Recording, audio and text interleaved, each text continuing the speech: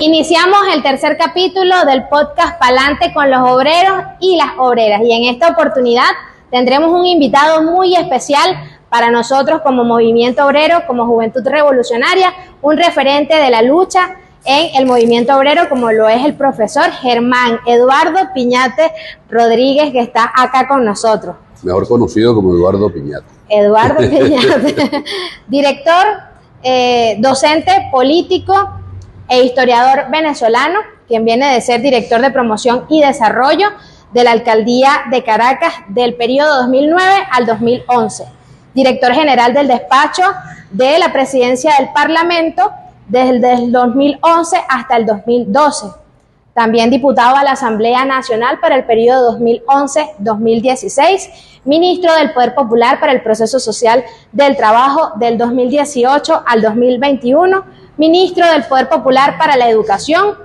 y vicepresidente para el Socialismo Social y Territorial, también para el año 2021, ministro del Poder Popular para el Proceso Social para el Trabajo 2024, gobernador para el Estado Apure del periodo 2021 al 2024, y actualmente se desempeña como secretario ejecutivo del Partido Socialista Unido de Venezuela y enlace territorial por el Partido Socialista Unido de Venezuela para el Estado Bolívar. Sin más preámbulos, recibimos acá con mucho cariño a nuestro estimado profe Eduardo Piñate.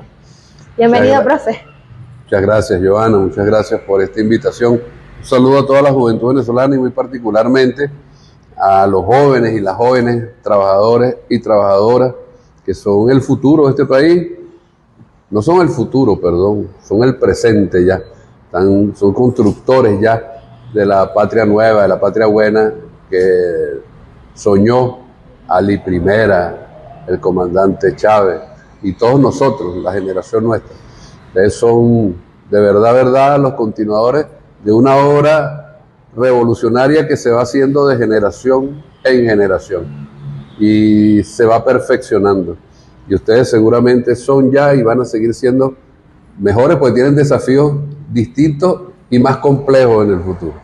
Así es, profe. Bueno, nosotros encantados de poder tenerlo acá con nosotros en este tercer capítulo.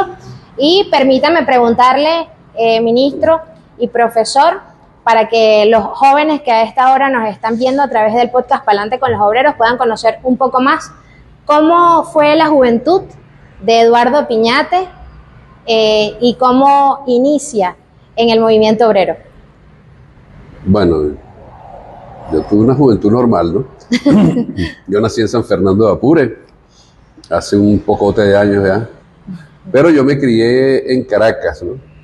Aun cuando nunca rompí la vinculación con el Apure y con los llanos, porque bueno, mi papá, mi familia, mis hermanos viven en Apure una parte importante y otra en el estado Guárico, en Calabozo.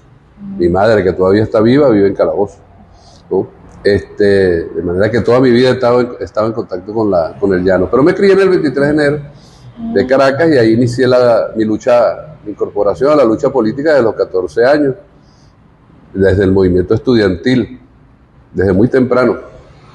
Y bueno, fui dirigente estudiantil en educación media, tuve responsabilidades. Eso me trajo algunos carcelazos y algunas expulsiones del liceo. Fui dirigente estudiantil de acá del Pedagógico de Caracas. 3 años fui miembro de la Federación de Centros de Estudiantes.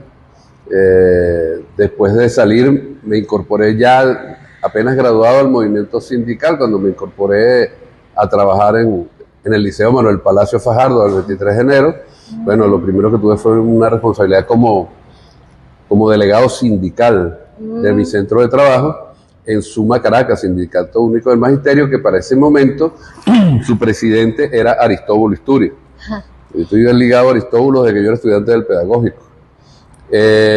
Bueno, tuve responsabilidades en la Cuarta República del Movimiento Sindical, fui miembro de la Comisión Electoral Nacional del Colegio de Profesores de Venezuela, también ya en los años 90, ya estuve incorporado a la batalla contra el robo de las prestaciones sociales de los trabajadores y en las luchas contra la privatización de la educación, ¿no? Que dimos algunas batallas en el año 98. Por ahí empieza mi incorporación al movimiento sindical antes de la llegada al gobierno del comandante Hugo Chávez. Sin embargo, bueno, desarrollamos distintas iniciativas políticas y sindicales desde el movimiento magisterial desde esos años, 2 huelgas de hambre, ya entre el año 92 y 93,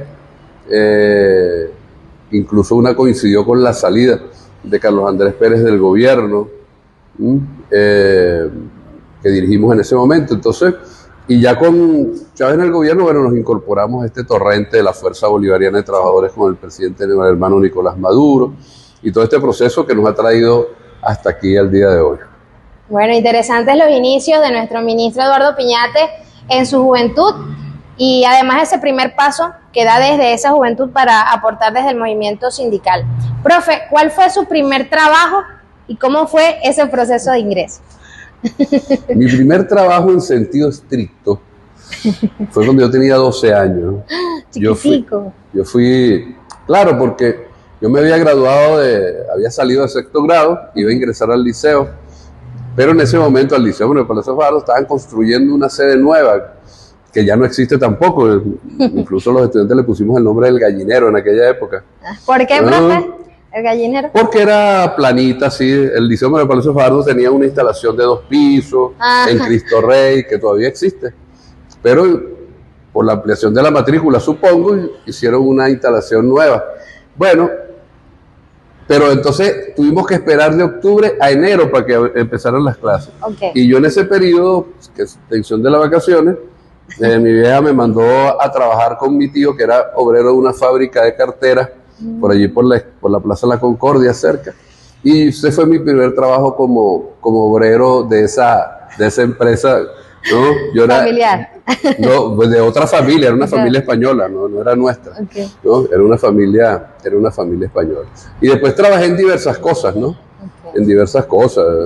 Yo trabajé promotor de ventas de una transnacional, ¿no? Promotor de ventas es un nombre chévere para el tipo que iba con los productos al supermercado y los colocaba en los anaqueles, ¿ok? Con una empresa así familiar en Calabozo, una arepera. Bueno, trabajé en la barra bastante tiempo, así, como preparando las arepas, entregando el mondongo, todo ese tipo de cosas que hace uno como mesonero allí. Perfecto, profe. Y dentro de ese movimiento obrero ya sindical... perdón, y fue luego... Ya estudiando en el pedagógico, trabajé como oficinista en el Instituto Nacional de Tránsito Terrestre. En esa época era oficinista 3, me acuerdo. Era ¿El proceso de ingreso era sencillo? En general yo tuve más problemas para ingresar al campo de trabajo en educación como profesor. Traía una trayectoria de izquierda, pues. Okay. Y en eso los adecos y los copellanos no eran potables, ¿no? Entonces, todo lo que te podían trancar, lo trancaba. Yo conozco gente que duró graduada y duró 1 o 2 años sin trabajo en esa época. Yo duré 6 meses, yo tuve suerte. Bien, fue rápido para cómo era el proceso sí. En ese tiempo. Y profe, en el proceso que se da ese primer paso a la lucha sindical, al movimiento obrero, ¿existe alguna persona o algún referente de ese momento que le haya hablado de la importancia del movimiento obrero y usted se vincula?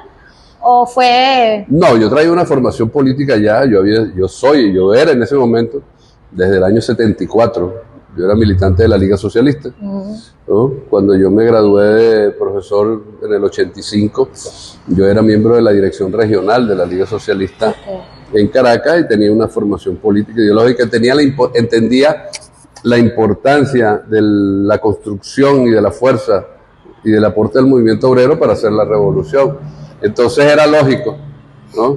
Era lógico que ingresáramos ahí. Ahí teníamos una fuerza organizada desde la Liga Socialista en ese momento, que era una organización más amplia que se llamaba la Base Magisterial Consecuente, ¿no?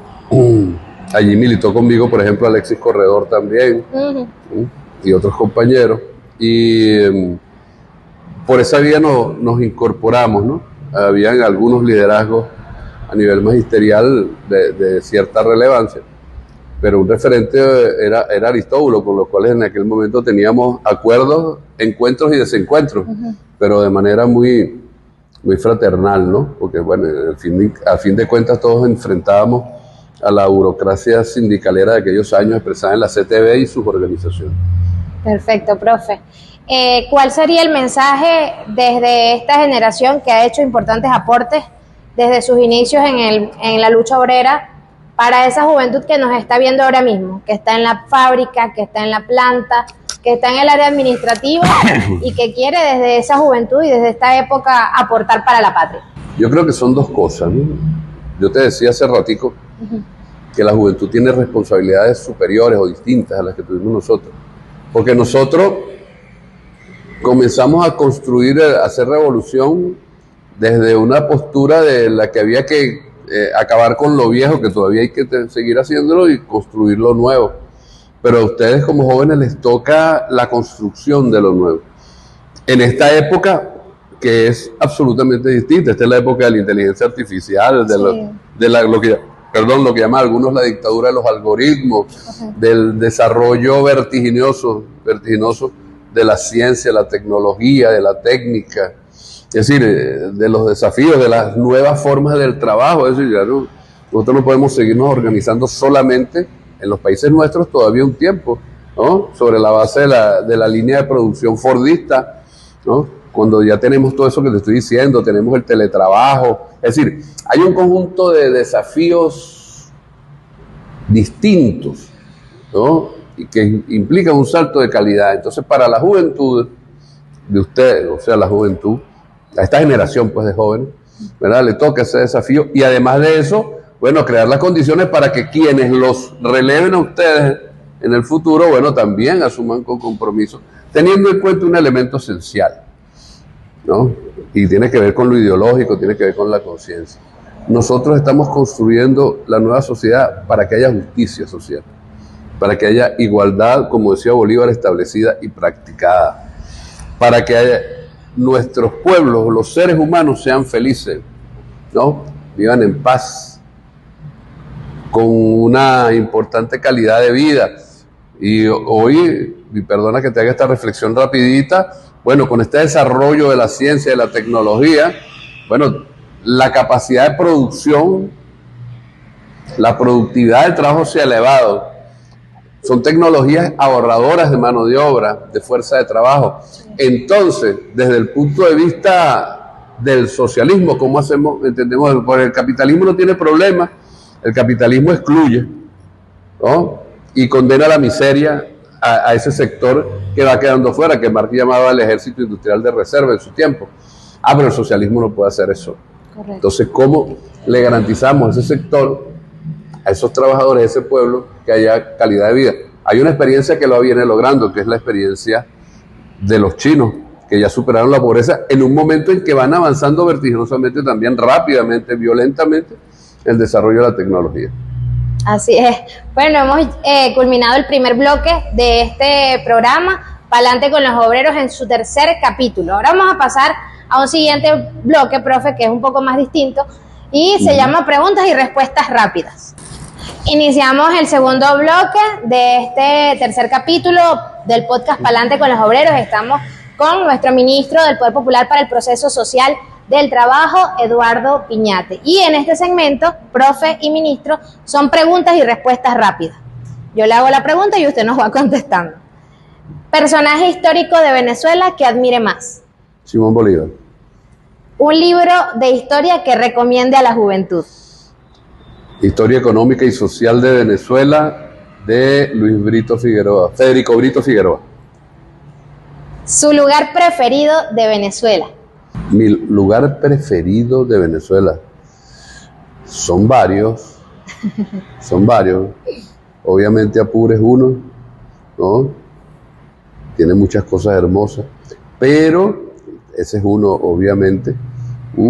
Pero yo te diría un sitio que yo he ido muy pocas veces, he ido 2 veces en mi vida. Hay un pueblito en Mérida que se llama Jají, que me encanta. Porque esto es referente a un usuario que tiene en Facebook, específicamente para que sigan al profe, porque Eduardo Piñate cuenta full. No, porque en algún momento Facebook limitaba la cantidad de seguidores. Sí, y creo que era 4.000, 5.000. Y entonces llegó un momento que yo llegué a ese límite y le pusieron cuenta full y yo dejé eso allí. Así, pero ya hay como 30,000 seguidores, creo, más o menos, por ahí deben andar los tiros. Suscriptores ahí. Suscriptores, sí. ¿Color preferido? Me gusta mucho el verde. El verde por sus matices. El rojo también me gusta. ¿Equipo preferido de béisbol venezolano? Los gloriosos e invencibles Leones del Caracas. ¿Comida favorita, profe? ¿Comida favorita? Te lo digo, el pabellón criollo. Excelente. Resuma la lucha obrera venezolana en una sola palabra. Combatividad. Un valor de Eduardo Piñate. La honestidad. Bueno, y este fue el segmento de preguntas y respuestas rápidas con nuestro ministro del Proceso Social para el Trabajo y profesor Eduardo Piñate. Ahora, profe, tenemos en esta dinámica la selección de un sector. El sector que usted escoja va a ser el próximo, o van a ser los próximos invitados, jóvenes trabajadores de ese sector, a nuestro cuarto capítulo. Acá lo traemos en un casco que para nosotros representa el pensamiento del hombre y la mujer obrera. Y bueno, por acá usted mete su manito inocente y saca un papelito. No, sobre todo hay que destacar la inocencia de mi mano. Me tapo los ojos, me quedo para allá. Bueno, aquí está. ¡Ay, profe! Ajá, vamos a ver cuáles van a ser los trabajadores del próximo sector que nos acompañan. Ajá, mírelo, muéstralo allá. ¿Cuál es esta? Económico. Sector económico. Bueno, los trabajadores y trabajadoras jóvenes del sector económico serán nuestros invitados e invitadas al cuarto capítulo del podcast Pa'lante con los obreros y obreras. Bueno, gracias, uno profe. de la banca y alguna cosa hacemos. ¿Qué le ha parecido el podcast, profe? Bueno, vale, alegre, fresco, ágil, muy bueno, con mucha frescura, me gusta. Distinto. Sí. Bueno, en ese sentido... Muy de la juventud, pues. Gracias. Ya vamos llegando a lo que es la parte final de este podcast con nuestro ministro del Proceso Social para el Trabajo, secretario ejecutivo del Partido Socialista Unido de Venezuela. Y ya para ir despidiendo, ministro, nos gustaría que usted enviara un mensaje a los jóvenes trabajadores que inician en las distintas formas de organización de nuestra clase obrera, CPTT, delegados de prevención, movimientos sociales, sindicatos que están allí organizados y que, bueno, están a la espera como generación de aprender más de ustedes, pero de continuar lo que ustedes iniciaron en nuestro país. Yo a la juventud trabajadora, a la juventud obrera, mi mensaje es que, primero, mucha conciencia de la altísima responsabilidad que tienen con la construcción con la continuidad y la profundización de la revolución que estamos haciendo. Desarrollar el proyecto de Chávez, de Bolívar, es fundamental. Tienen una altísima responsabilidad de que en sus manos no se vaya a perder la patria, como dirían los líderes de la independencia venezolana. Y luego, sobre la base de esa responsabilidad, bueno, mucha confianza en el liderazgo de la revolución venezolana, mucha confianza en el presidente Nicolás Maduro, que como todos nosotros viene de todas estas luchas, ¿no? Y resume una alta experiencia y se ha destacado y hoy es un líder no solo venezolano, ni siquiera continental, yo me atrevería a decir que está un líder mundial como el comandante Hugo Chávez. Así que de la construcción de la nueva humanidad del mundo multicéntrico y pluripolar. Entonces, dos cosas: conciencia de la alta responsabilidad, confianza en el presidente Nicolás Maduro y en el liderazgo de la revolución bolivariana. Ya para despedir, profe, desde su opinión y desde su reflexión, ¿qué importancia tenemos los trabajadores y trabajadoras para la patria? Los trabajadores tenemos la responsabilidad de ponernos en el lugar de vanguardia para la construcción del socialismo, ¿no? Y decir el lugar de vanguardia es ser los primeros. Ser los primeros. Sin la clase obrera no es posible construir socialismo. Haremos cualquier otra revolución, pero no socialista. Con la clase obrera solamente no vamos a construir socialismo tampoco, pero sin la clase obrera no es posible construirlo. Entonces tenemos esa responsabilidad de ponernos a la vanguardia en la producción, que es un desafío de este momento, en el desarrollo científico y tecnológico, desatando toda la fuerza de la creatividad, de la capacidad de innovar, de inventar de los trabajadores y las trabajadoras, y muy particularmente de eso que conocemos nosotros, tú y yo, como la clase obrera joven. Así es. Bueno, este ha sido el tercer capítulo del podcast Palante con los obreros, y teniendo el honor de poder contar con el invitado de hoy, nuestro ministro del Proceso Social para el Trabajo y secretario ejecutivo del Partido Socialista Unido de Venezuela. Muchas gracias por acompañarnos, Gracias profe. a ti, John. Gracias a ti. Y a todo tu equipo. Así es, será hasta otra emisión. Podcast Palante con los trabajadores, así de cosas. Así ¿no? es, venceremos. Dale.